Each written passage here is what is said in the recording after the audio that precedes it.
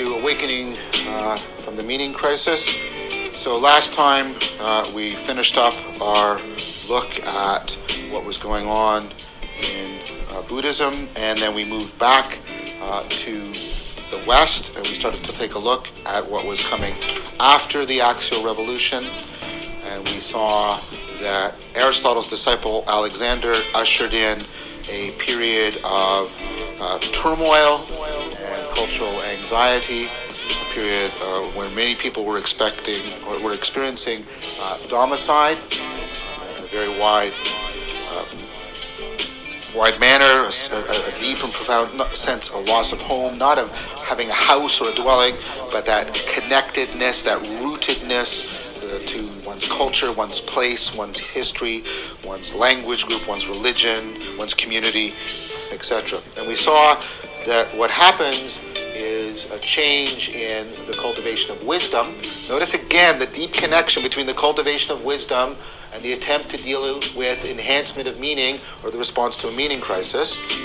What happens is a change in the notion of wisdom, and that wisdom now takes on a therapeutic dimension in which the philosopher is the physician of the soul and has to learn to cure anxiety. And then we learned how the Epicureans responded to this, how they diagnosed the problem like a physician and prescribed a response. They diagnosed the anxiety of the period, the Hellenistic domicide, as being caused by an anxiety about one's own mortality. We took a look at that, and we took a look at how they responded to that. They advocated giving up, I would argue, the quixotic attempt to achieve immortality, and instead trying to come to an acceptance, a lived acceptance of one's mortality.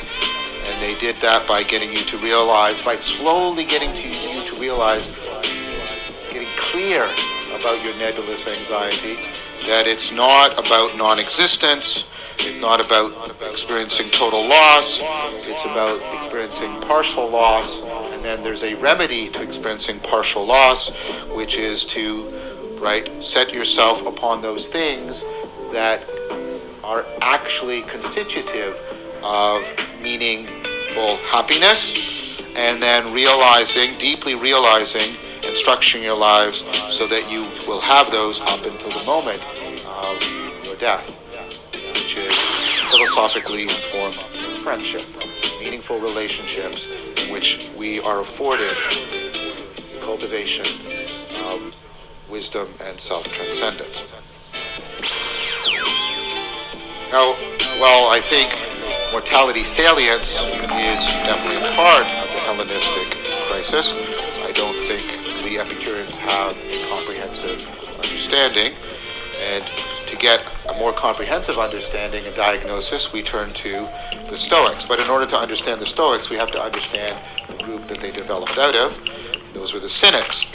And the Cynics were not as impressed by Socrates' argumentation as Plato was. They were much more impressed by Socrates' capacity for confrontation and provocatively inducing aporia in people, and they started to practice this. And in doing so, they started to force people to realize the distinction between moral codes and purity codes, and to thereby pay more careful attention to what they're actually setting their hearts upon, so that their hearts would not be broken by being set on man-made, impermanent cultural systems and values. Zeno, the Cynic, was deeply impressed by this, but he was also impressed by Plato's argumentation. He wanted to integrate the two together. And he also had the fundamental insight that although particular cultures and historical institutions are contingent, being social is not. We are inherently social in the depths of our humanity. So leaving the polis was not actually an option, according to Zeno. Instead, what we have to do is realize that our issue isn't what we're setting our hearts upon, but how we're setting our hearts. Pay much more attention to the process than the product. So you can see how the Stoics are even picking up on something that's implicit in the Epicureans. The Epicureans aren't trying to change the world and eradicate death by bringing about immortality. The Epicureans are trying to get you to reframe, have an insight, not just an intellectual insight, but an existential insight that changes the meaning of your mortality. And this was the core of the Stoic insight. Pay attention to how that existential meaning is being made. Pay attention to how that process of co-identification, the way we're assuming and assigning identities, is occurring, because that's where your self and your identity and your agency are being forged. The problem is, most of us let that process go by mindlessly, automatically, and reactively, and so we mar this process. We make it susceptible to distortion. And that distortion is going to be a distortion that affects the very machinery of our self, of our being in the world. So what did the Stoics advocate that we need to do? Well, we need to bring this process of co-identification, of assuming various roles of our agency, assuming various identities, and assigning various identities in the arena. We need to bring this whole co-determination, co-creation of agency and arena into our awareness. So they advocated prosos and prochiron. And you're going to see similarities here to what we saw in Buddhism, but also some differences. So prosos is to pay attention. Now, obviously, we're always paying attention, so that's useless advice. What they meant is, pay attention to how you're paying attention. Pay attention to how you're judging. Pay attention to this process. Learn to see there's a difference between the meaning, and when I mean here the modal meaning, the existential mode you're in.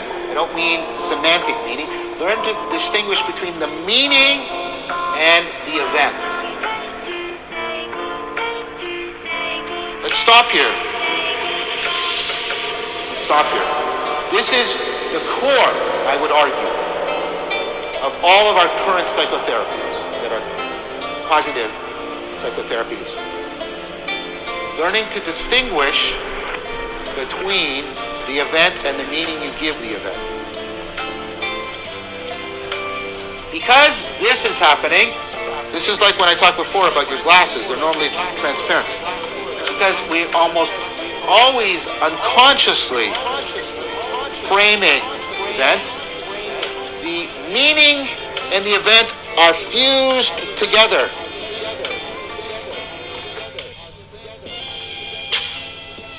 But here's the issue, they're not identical. Events are events. The meaning is the co-identification process that is taking place in response to the event. That could be a process of parasitic processing. It's not intrinsic to the event at all. In fact, the meaning isn't part of the event at all. And this is important, because if you keep them fused, you will be confused. If the meaning and the event are fused, the only way you can alter the meaning is by altering the event. The problem with that is sometimes you can, but here's the thing that the Stoics are doing, and it's very much like what the Buddha was doing with trying to make you realize how threatened you are. You do not have as much control as you think you do. Epictetus one of the great Stoic philosophers, starts his manual for living, basically his instruction manual of how to try and live a Stoic life, with saying, the core of wisdom is knowing what's in your control and what's not in your control. And stop pretending that things are in your control that aren't. Because most of the time, we do not exercise as much control over events as we like to believe, and we delude ourselves that we do, precisely because if we lose control of the event, we will, of course, lose control of the meaning, because we have fused the meaning and the event together. We are confused, existentially confused.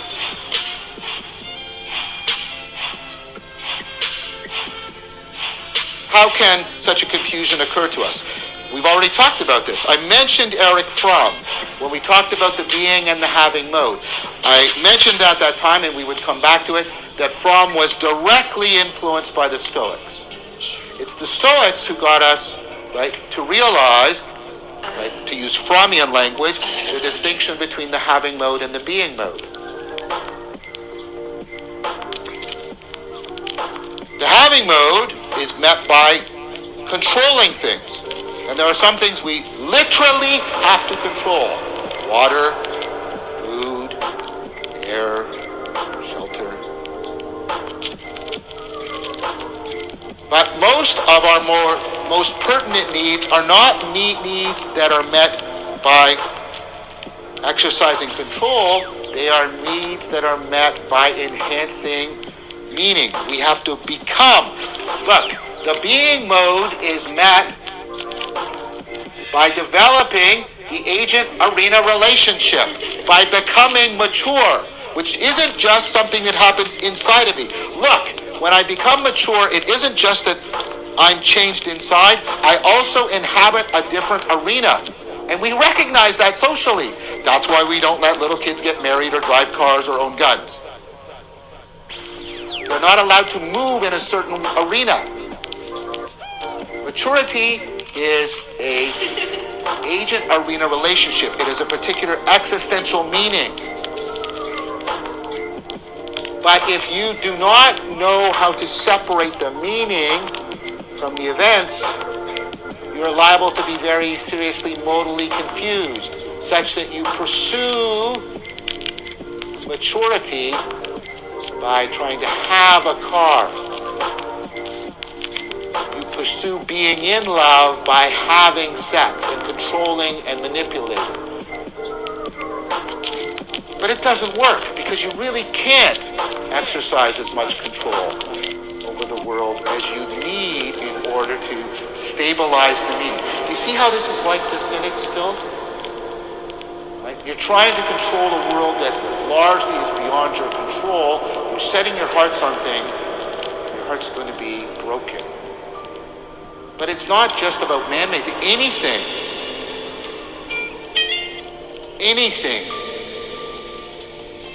can fall prey to this.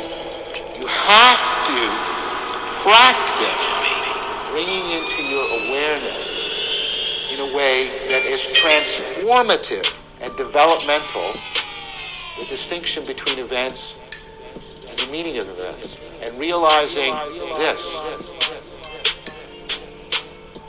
You often act as if you have no control over the meaning because you're ignorant of the processes and it's transparent to you, and you focus on trying to control the event, in which you often have much less control than you realize. This is what you should do. Pull the two apart, the meaning and the event, and recalibrate your sense of control and identity, because you have actually way more control over this than you realize or practice, and you have way less control over this than you realize or practice. That's why the core of wisdom is knowing what's in our control versus what's not in our control.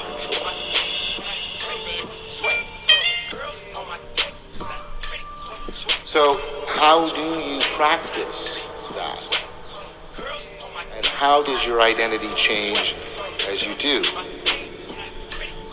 Well, the practice is prochiron.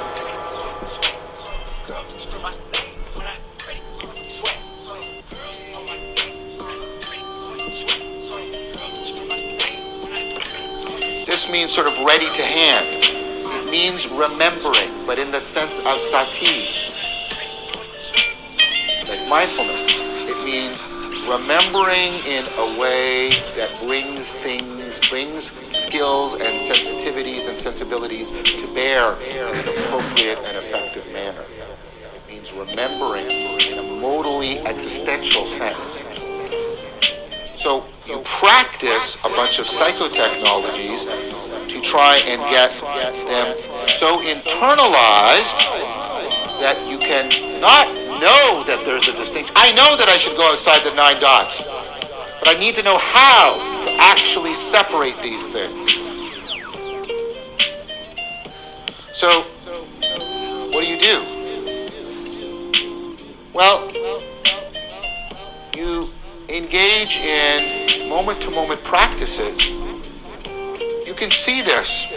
A book where you can see somebody doing this. And the book has to be read properly, because many people misread the book. This is the Meditations by Marcus Aurelius. People read this book, and they often think the point of the book is to believe the propositions he is proposing. The book is not written to you. It is not an attempt to create beliefs in you. Therefore, using it as creating beliefs is mistaken. The book is written to whom? The book is written to himself. Marcus Aurelius is practicing what Pierre Hadot called spiritual exercises. He is practicing psychotechnologies that are attempting to bring into awareness the co-identification process and co-transform the meaning of the world and the meaning of himself, as distinct from attempting to control and manipulate the world by accruing power and fame. And this was a particularly difficult problem for Marcus Aurelius, precisely because he had power and fame. He was the emperor. Many people consider him, I do as well, the greatest of the Roman emperors. He was the Roman Empire when it was still in ascendance. Generally, he's considered the last great emperor of that ascendance, and the beginning of the decline is marked when his son assumes the throne. The movie, well, in many ways, I find the movie Gladiator does not represent Marcus Aurelius well at all.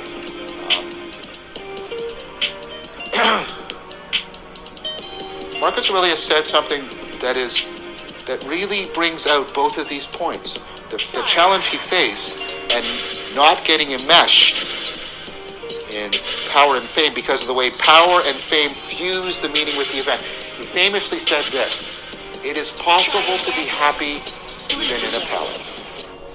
Now you can think of the Buddha leaving the palace. Marcus Aurelius, unlike the Buddha, unlike the cynics, doesn't leave the palace. He learns how to be happy even in a palace, because he does not want to shirk his moral responsibilities. So what are some of these practices you see him engaging in? One is a practice that Hadot calls objective seeing. I'm not quite happy with that term because of some of the associations with the word objective, but let us go on. Aurelius says, conceive of sex as the friction of two patches of skin and the production of a sticky fluid. You go, ew, that's kind of like Diogenes in the marketplace. It's ew. Well, what's he doing then? What's he doing, and why is he doing it? He's married, he has children, so he's not a prude. In fact, he loves his wife quite deeply. What's he doing? He's trying to get you to realize the event of sex as distinct from all of the meaning we pour into it. The event is friction between some patches of skin and the production of a sticky fluid. But we pour all of this into it. And there's all of this meaning. And he's not saying that meaning's wrong. That's not the point, any more than the being mode is good and the having mode is bad. He's not saying that. He's getting himself to realize, to enact, wait, there's a difference between the event and all of this meaning that I'm identifying with. All of this rules I'm assuming, all of the rules I'm assigning.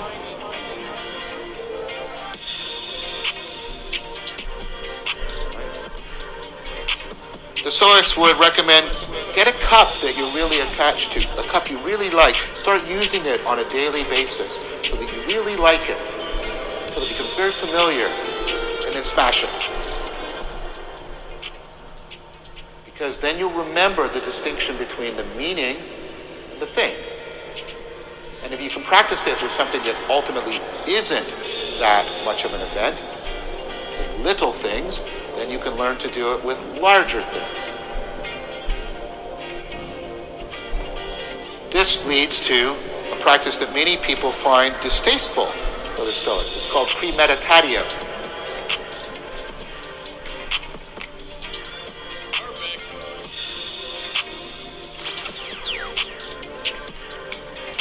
When you're kissing your child goodnight, say to yourself, I may lose him to death tonight.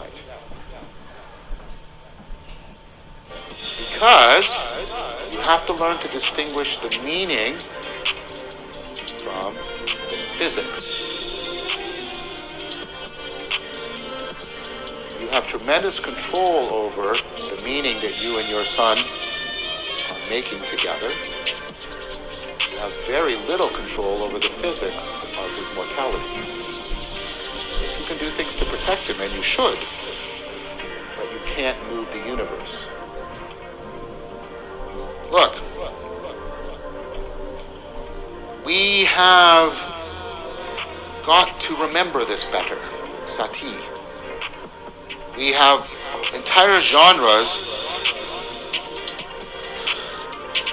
that distort and refuse together the meaning and the event. They are pervasive in our culture, and I think they're much more pernicious than we realize. The ubiquitous evil is always the most dangerous, right? These are romantic comedies. Because romantic comedies teach us that the narrative meaning we are assigning to things is aligned with, consonant with, in concert with the way the world is unfolding. So events will conspire to bring two people together. There will be difficulties, but the world will help them to realize until they finally end up together. Now, of course, we have tragedies to try and compensate that, but the romantic comedy teaches us the wrong. That's not how it works.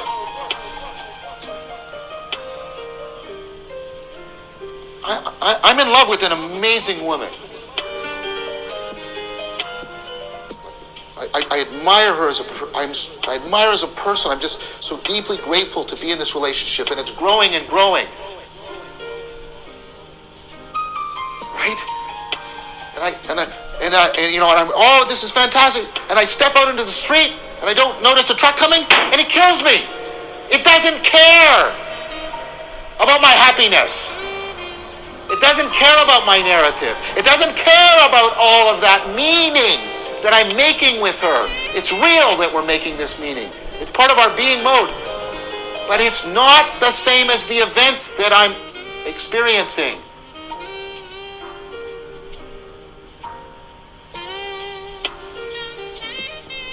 See, this leads to the Stoics' diagnosis. It's not mortality that makes us anxious, it's fatality. Now, here's another instance. And this, I would recommend Weiser's book, Beyond Fate, where we've lost the meaning of a word.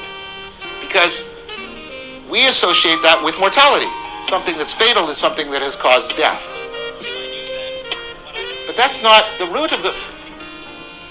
Death is not the root of this word. The root of this word is fate. And it probably wouldn't have changed very much because sometimes it doesn't matter what you know, what you feel just takes over. Now there's two meanings to this.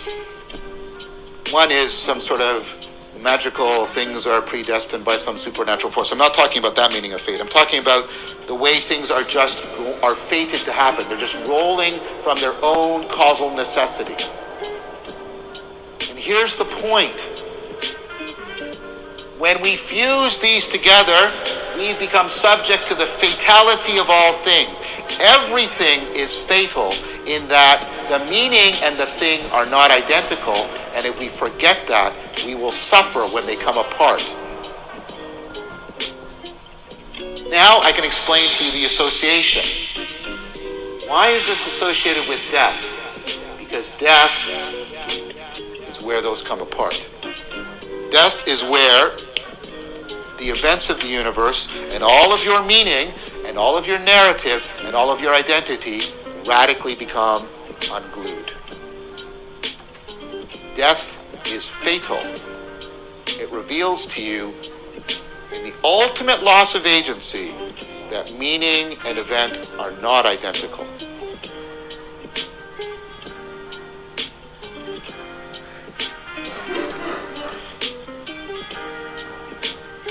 What's another practice that the Stoics engage in?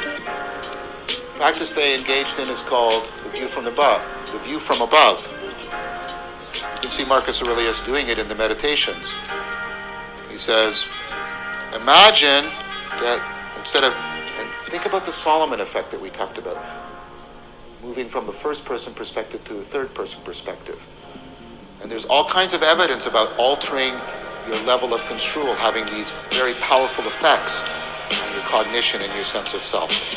So you're viewing some situation and you're enmeshed in it. Now view it higher up, in space and time, and then higher up still in space. So not just here, but situate this event. Situate this event within all of Toronto. Oh no, situate it within all of Canada, within the whole world, within not just the whole world now, but the whole world through all of time. What happens when you do that? Don't just say it, try it sometime. Visualize it, imagine yourself doing it. What happens is the agent arena is being altered, and all of this machinery is coming into your awareness, and your sense of self and your sense of what matters, and what's important, what things mean, is being radically transformed. You'll become more liable to pursuing more long-term goals, you'll become more flexible, you'll become more capable of rational reflection, self-transformation. This is all evidenced from construal level theory. See, a bunch of practices that are designed to get you to bring into awareness this process of meaning making and to give you the discernment to pull apart the meaning of the event. Most therapy is about getting people to see this. Perspectival change. Perspectival knowing. And then to identify with it. Change their sense of self, their sense of control, so that they move off trying to so much change the events that they can't control as much as they deeply, desperately want to cognitively reframing the meaning. And again, this isn't just semantic meaning. This is the identity, your participatory meaning, your existential mode. And this takes tremendous practice. The last thing you'll see Marcus Aurelius doing, and even more Epictetus, is the practice of actually internalizing Socrates. Like Antisthenes talked about at the very beginning of this whole tradition. It means trying to do with yourself what Socrates had done with you. You can see this again in modern cognitive behavioral practices. You get people to stop and be Socratic with themselves. So the person is depressed. Remember I said when Antisthenes was talking about conversing with himself, he wasn't talking about the way you ruminate. Because when we ruminate, we're running things through our head. Like, everything I do is a failure.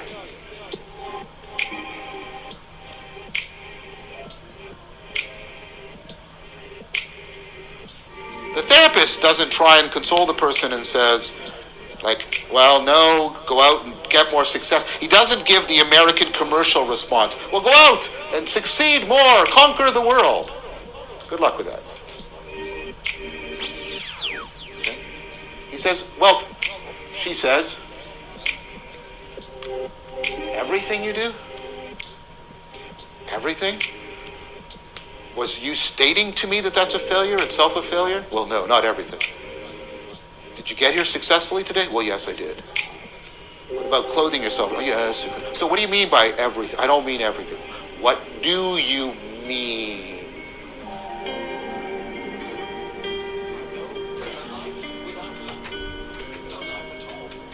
Okay? And you realize a lot of this is because I'm letting this go by without having my own internal Socrates. It stops me and says, oh, wow, you're making such powerful claims. You must know and understand.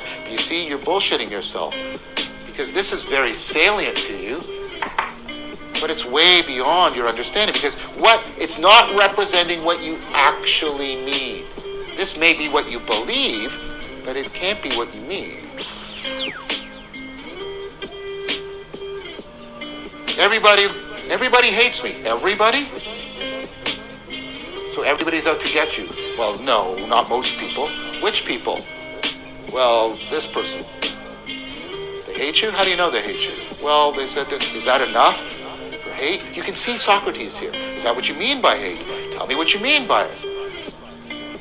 You've got all these things salient in your mind and you're running them round and round and round. You don't really understand the meaning. You're bullshitting yourself. Your motivation and your arousal is way ahead of your understanding. And most importantly, because of that, the meaning and the event are confused together. And again, this is not just in your beliefs, this is in your very identity.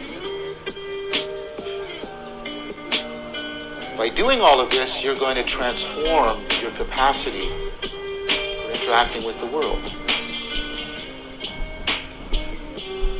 You're going to not fall prey to the absurdity, and we're going to come back to absurdity again, right? That's inflicted on you by the fatality of all things.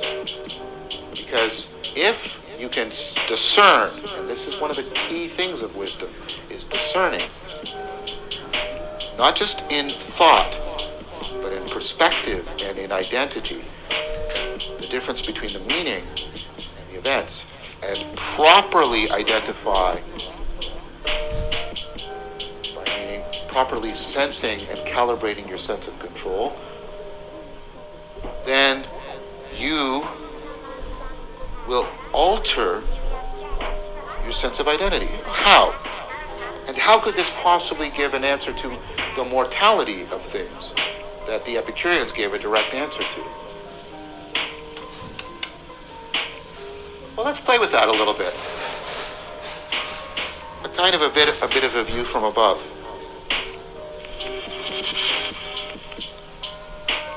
Let's say I gave you immortality. Got it. What would you do with it? Well, I do all the things I'd like to do. Okay, great. What would you do? Well, I'd have lots of sex and eat lots of chocolate. Okay. How long? Well, probably not very long. I'd get bored. Then what would we do? Oh, I'd pursue more meaningful things. What? Like I've always wanted to learn archery. I'd take up archery and then and I'd get really good at archery. Great. Then what? Well, really good at basketball. Yeah, and then what? Really good. There's a really good story by, well, it's a chapter in a book, The History of the World in 9.5 Chapters by Julian Barnes, where people go to heaven, and what they're doing in heaven is they get given what they think is immortality, and this is one guy, he practices golf until he's getting a score of 18. Right? And then he's sort of like, okay, what do I do now? What do I do? And then he comes to sort of St. Peter and he says, like, what's going on? And he says, what's wrong? Aren't you doing everything you want? I am, but like, I get great at everything. And then St. Peter says, well, yeah, so what? He says, well, I'm kind of done. And then St. Peter says, now you get the point of heaven. The point of heaven isn't to live out immortality. It is to make you accept death. Now, that's not classic Christian doctrine by any means. It's a great story. And it epitomizes the Stoic idea. As long as you are formulating your identity horizontally in terms of a narrative of achieving an unending duration to your life, you're going to fail. But even if I gave it to you, and this is what people need to stop and think about, it would fail. What you want is that moment that guy in heaven has. Right? You want not a length of life, but a fullness, a depth. You want to have lived life as fully as possible. This is why Marcus Aurelius says, everybody dies, but not everybody has lived. People quote that, and they think it's about sort of gusto or something like this. That's not what it's meant. This is the access of fame and fortune, the having mode. There's nothing wrong with it. But this is the access of self-transcendence, the being mode. What do you identify with? Is your identity here? Or do you identify here? And if you identify here and you practice pro-chiron or pro-sosh, you can get this fullness of being. Remember, that's what Plato promised. You could come to a complete fullness. And even if it lasts a moment, it's enough. Because it's not based on duration, it's based on quality. If I can achieve that in this moment, right here, right now, then I'm done. I'm done.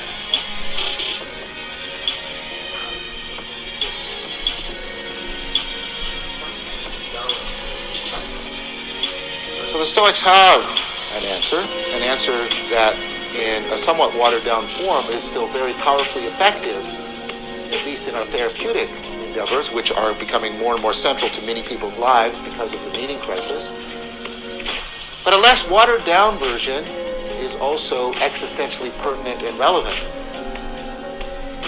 We can come to realize that I can exercise much more control over the meaning making, such that I get the one thing that is always good to have, which is wisdom, that can afford me an identity in the depths, an ontological identity, rather than a merely historical identity. And that would be a fulfilled life. And that is actually what I want. I'll speak personally now for a moment. I mean, at a physiological level, of course, I avoid death. I don't step into traffic. I'm enjoying my life. So I don't mean this in any morbid or depressive way. But I do not want to live forever.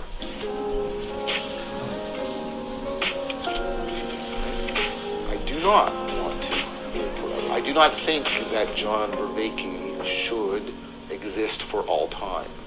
I think that would be an ontological mistake of astronomical proportions. In some ways, I'm tired of life. I'm tired of the ways in which I've been foolish, the ways I've been immoral, let myself and other people down. I have a strong sense of the inevitability of that. And extending that through all of eternity strikes me as a horrible evil to inflict on reality. And that one I myself do not want to bear. But have I seen glimpses of this? Yes, I have. And we know from when people have awakening experiences that give them this, that they lose their fear of their mortality. They lose that existential anxiety. And if that's coupled to a fullness of being, that would be a way of responding to not only our mental health issues, but our existential distress about our own individual mortality.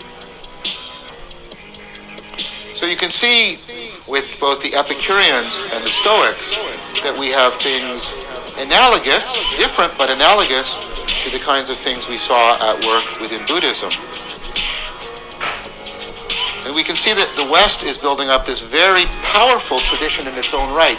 And one of the great things about Pierre Hadot's work, and I recommend it very strongly to you, like what is ancient philosophy, or philosophy as a way of life, is to remind us that we do not have to look to Asian history, Asian, not ancient. We do not have to look to the East for the psychotechnologies of self-transcendence and self-transformation. There's no reason not to. We should.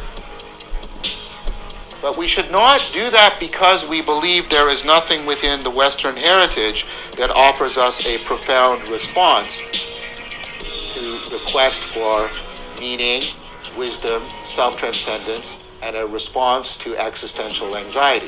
We have those things. Now, one of the things that has been happening, and I think it is a good thing, although it is indicative of the increase of the meaning crisis in the West, is there has been a rediscovery of Stoicism, Platonism, etc.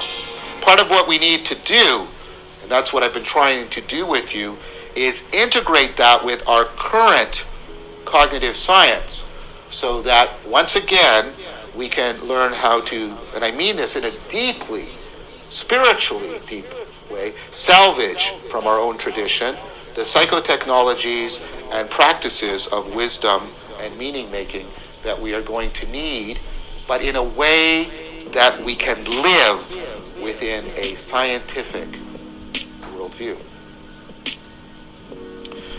So, the Hellenistic period comes to an end with the advent of a return to a world empire, which in very many ways, right, is going to be informed by the axial revolution, but in very many ways also represents a return to a pre-axial world. Namely, a world in which eventually a man can be considered a god because he wields so much power, the Roman emperors. And power and prosperity are the primary ways in which wisdom is understood. But within that empire, all of these philosophies will find home, and eventually, as we noted with Marcus Aurelius, even the emperor himself will be a proponent and an exemplar of the legacy of the axial revolution. But something else is also happening with the advent of this empire in the Mediterranean, and we return back now, as I promised we would, to one of the areas in which the axial revolution had taken place, and this, of course, is ancient Israel. Because what's happening is, of course, Israel is now been conquered by a sequence of empires, and the most recent, of course, is the Roman Empire. And I want to now speak of a religion that emerges at this time. It's not an axial religion, but it is deeply informed by the axial legacy, particularly the ancient Israel legacy, where the two worlds were understood, if you remember, in terms of moving from the land of slavery to the promised land, where the real world is the future and God is this open creator, and we're trying to sense the have faith in, participatory knowing of, involvement in the course of history, and sometimes we're distorted in that and we trespass, we fall off course, and we have to be redeemed, we have to be brought back on course by prophets who speak God's attempt to get us back on track with making the future. This whole idea of co-creating with God the open future such that we can bring about a promised land for human beings. Now there is a person, a Jewish person, who is born into that tradition and is responsible in ways that are very hard to determine historically for a radical transformation. Right? And of course this is Jesus of Nazareth.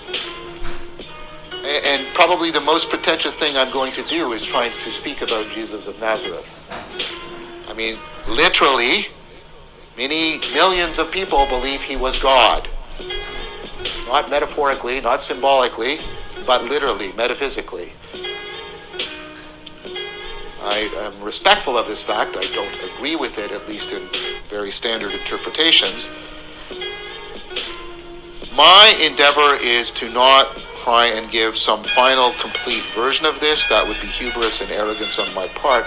My endeavor is to try and explain what Jesus via Christianity did to that Israelite axial legacy, because that is what is relevant to what we are discussing here and now.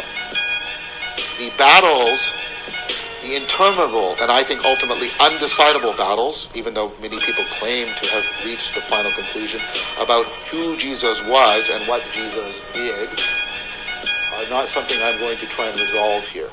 We're even going to see when we take a look at the Gnostics that there is, right from the beginning, multiple competing interpretations and how that has had deep historical influence.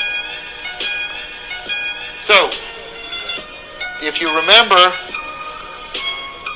we use the Greek term from Paul Tillich, because the New Testament, the part of the Bible that talks about Jesus and the advent of Christianity, was actually written in Greek.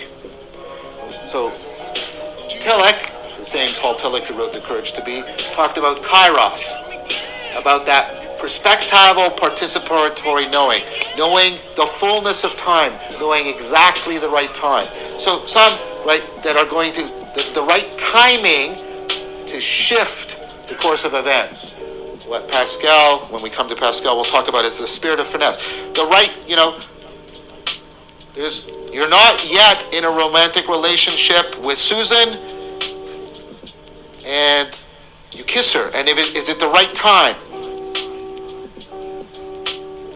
You get the timing right. If the kairos is right, then the course of your relationship is altered, transformed, and your identity and her identity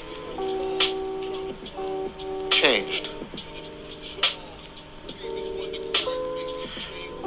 Now, the Israelite conception was for the whole nation, and God would intervene kairotically at moments in history. Christianity is going to propose this radical idea that God's creative logos, the word he speaks through the prophets, that it's the same word by which he speaks things into existence, the word that helps create history, the word that causes kairos, makes kairos possible for us. So logos doesn't mean just spoken words. It means like the intelligibility, the formative principle, the underlying structure.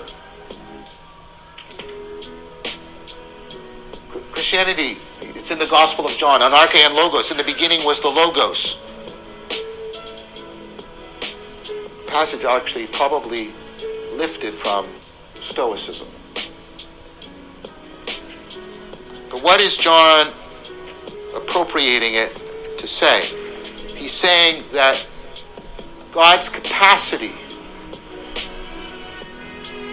for producing kairos through logos has been identified, or to use an older term, incarnated in a particular individual. That Jesus of Nazareth is actually the ultimate kairos, that all the other kairos pointing to